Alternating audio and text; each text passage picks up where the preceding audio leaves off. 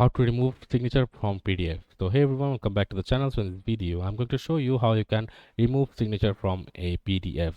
So for that you can use any online PDF editor, like I am using sechita.com. You can also use I love PDF and all will work with you. So let's go to sechita.com and we just have to click on the edit a PDF document. It's free, and after that you have to click on edit PDF file and then select the PDF. So let's select this one and it will load the file. So let's say this is the signature.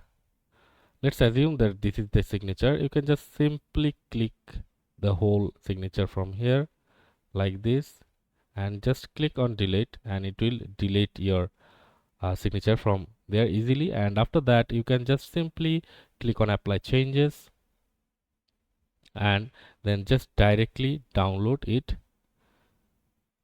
to your PC like that. And as you can see, the mark is already gone. I mean the signature is already gone. So that's it for this video guys. See you on the next one.